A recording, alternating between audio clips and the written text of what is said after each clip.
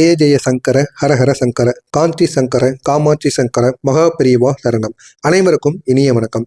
இன்று நம்மளுடைய வாழ்க்கையை மாற்றக்கூடிய ஒரு மறைநாள் பற்றி தான் இந்த ஒரு வீடியோவில் நம்ம முழுமைக்கும் பேசப் போகிறோம். நாளை பிப்ரவரி 21 சதுர்த்தி விரதம். விநாயகரின் அருள் நேரடியாக நம்முடைய வீட்டிற்குள் வரக்கூடிய ஒரு பயனுள்ள ஒரு நாளாக இருக்கும். எனவே நாளைய நாளில் நீங்கள் என்ன செய்ய போறீங்க அப்படிங்கிறத தான் இந்த ஒரு வீடியோவில் நம்ம முழுமைக்கும் காணப்போகிறோம். நாளை ஏன் சதுர்த்தி விரதம் ஒரு சிறப்பான ஒரு நாளாக கருதப்படுகிறது, காலையிலிருந்து மாலை வரை நீங்கள் ஏன் கோவிலுக்கு செல்ல வேண்டும், கோவிலுக்கு நீங்கள் வாங்கி கொடுக்க வேண்டிய 5 பொருட்கள், அந்த பொருட்களினால் உங்களுக்கு ஏற்படக்கூடிய மாற்றங்கள், இந்த விரதத்தின் புனித சக்தி தான் என்ன, நாளை நம்மளுடைய முயற்சிகளில் வெற்றி பெறக்கூடிய ரகசிய வழிமுறைகள், இதை பற்றி அந்த ஒரு வீடியோவில் நம்ம முழுமைக்கும் காணப்போகிறோம். சதுர்த்தி விரதத்தின் உட்பொருள். சதுர்த்தி விரதம் என்பது நம்மளுடைய வாழ்க்கையிலிருந்து தடைகள் நீங்கக்கூடிய ஒரு நாளாக இருக்கும். விநாயகர் என்றால் தடைகளை உடைப்பவர், பாக்கியத்தை அழைப்பவர், கிரகத்தடையை சமப்படுத்துபவர், குடும்பத்தில் அமைதியை உண்டாக்கக்கூடிய ஒரு நபர், தொழில் வேலை பணவரவு முன்னேற்றத்தை திறக்குபவர். சதுர்த்தி நாளில் விரதம் இருப்பது கடந்த பல வருடங்களாக நம்முடைய வாழ்க்கையில் நின்று போயிருந்த தடைகளை உடைத்துவிடும். அதனால தான் நாளை விரதம் இருந்தோம் அப்படின்னா விரும்பிய வேலை நம்மளை தேடி வரும். நீதிமன்ற பிரச்சனைகள் ஒரு முடிவுக்கு ஒரு நிச்சயமாக வரக்கூடிய நாளாக இருக்கும். கடனானது திரும்பும். நோய்கள் அனைத்தும் குறைந்து மனதில் அமைதியானது கிடைக்கும். குடும்ப பிரச்சனைகளுக்கு ஒரு முழு தீர்வானது கிடைக்கும். நாளை எதற்காக நீங்க கோவிலுக்கு செல்லணும், நாளை சதுர்த்தி, அதனால் விநாயகரின் பாட்சியம் பூமியில் அதிகரிக்கக்கூடிய நல்ல ஒரு நாளாக இருக்கும்.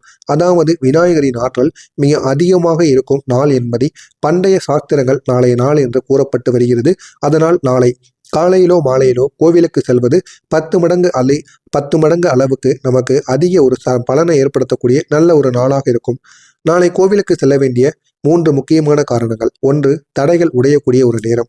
சதுர்த்தி என்பது தடைகள் முற்றிலும் உடையக்கூடிய ஒரு நாளாக இருக்கும். கோவிலின் கற்பக விநாயகர் முன்பு நீங்கள் நின்று பிரார்த்தித்து வந்தீங்க அப்படின்னா உடனடியான பலனானது உங்களுடைய வாழ்வில் கிடைக்கும். 2வது, உங்களுடைய வேண்டுதல்கள் நேரடியாக ஏற்றப்படும். சாதாரண நாளில் சொல்லக்கூடிய வேண்டுதல் 1% பலனை கொடுக்கும் அப்படின்னா இந்த சதுர்த்தி நாட்கள்ல நீங்க விநாயகரை வழிபட்டு வந்தாலே போதும், அதுல 100% பலனானது உங்களுக்கு நிச்சயமாக கிடைக்கும். அவ்வளவு பலன்களை விநாயகர் பெருமான் உங்களுடைய வாழ்க்கையில ஏற்படுத்தி கொடுப்பார். 3வதாக, மனதில் இருக்கக்கூடிய கனமான சக்தியானது குறைக்கப்படும். கோவிலில் உள்ள மந்திர அதிர்வுடன் உங்களுடைய மன அழுத்தத்தை கலைந்து ஒரு புதிய ஆற்றலை கொடுக்கும்.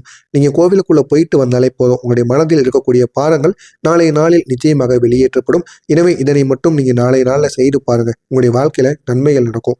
நீங்க நாளை கோவிலுக்கு கொண்டு செல்ல வேண்டிய முக்கியமான பொருட்கள். நாளை விநாயகர் மிகவும் விரும்பக்கூடிய 5 பொருட்கள். இதை நீங்க கோவிலுக்கு எடுத்து சென்று வந்தீங்க அப்படின்னா வாழ்க்கையில மாற்றங்கள் தானாகவே ஆரம்பிக்கும். 1வதாக, அகில இல்லைன்னா சாம்பிராணியோட துண்டு.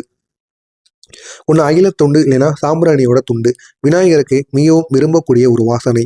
இதனுடைய பயன்கள் என்ன தெரியுமா? கெட்ட ஆற்றல்களை உடனடியாக அகற்றி விடுவார். வீட்டில் துரிதோஷம் கரைத்து விடுவார். மனதில் ஒரு தெளிவை நிச்சயமாக ஏற்படுத்துவார். 2வதாக, எலுமிச்சை பழங்கள். 2 எலுமிச்சை பழங்களை நீங்க வாங்கி கொண்டு போனால் போதும், எதிர்மறை சக்தியை உடனடியாக உறிஞ்சி உங்களுடைய வாழ்க்கையில் இருக்கக்கூடிய எல்லா விதமான கெட்ட சக்திகளுக்கும் ஒரு முழு தீர்வை இந்த எலுமிச்சை பழம் ஏற்படுத்தி கொடுக்கும். இதனுடைய பயன் என்ன அப்படின்னா தடைகளை 70% வரை நம்முடைய வாழ்க்கையை விட்டு விலக்கும். கண் திருஷ்டியை நமக்கு அகற்றிவிடும். மனதில் இருக்கக்கூடிய உடலுடைய தூய்மையை அதிகப்படுத்தும். அந்த அளவுக்கு சக்தி இந்த எலுமிச்சை பழத்தில் இருக்கு. 3வதாக, அரிசி.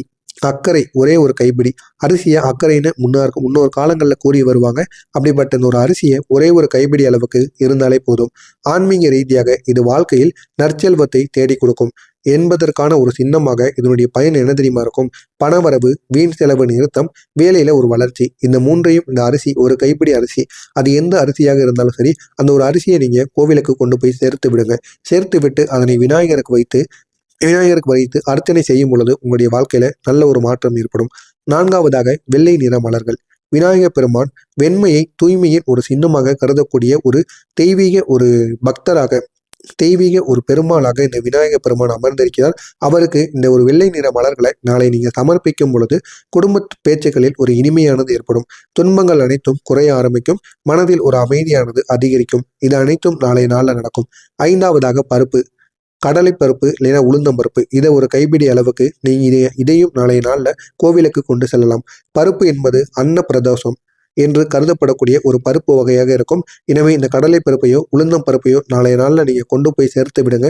உங்களுடைய வாழ்க்கையில அவ்வளவு நன்மைகள் ஏற்படும். இதனுடைய பயனாக கர்ம பந்தங்கள் அனைத்தும் உங்களுடைய வாழ்க்கையை விட்டு விலகும்.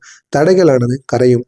வீட்டில் செல்வ அனுக்கிரகமானது அதிகரிக்கும். இந்த 5 பொருட்களை நீங்கள் எப்படி தெரியுமா அர்ப்பணிக்க வேண்டும்? கோவிலுக்குள் நுழைந்தவுடன் கைகளில் பொருளை பிடித்து கொண்டு விநாயகரை நோக்கி 3 முறை ஆழமாக மூச்சு இழுத்து விட வேண்டும். மனதில் அமைதியாக நீங்கள் சொல்ல வேண்டும், என்னுடைய தடைகள் அனைத்தையும் நீக்கிவிடு, என்னுடைய முயற்சிகளை நீ வெற்றி பெற செய் அப்படின்னு கூடிய இந்த ஒரு வார்த்தைகளை மட்டும் உங்களுடைய மனதிற்குள் கூறிக்கொள்ளுங்கள். பொருட்களை விநாயகரின் முன்பு நீங்கள் வைத்து விட வேண்டும்.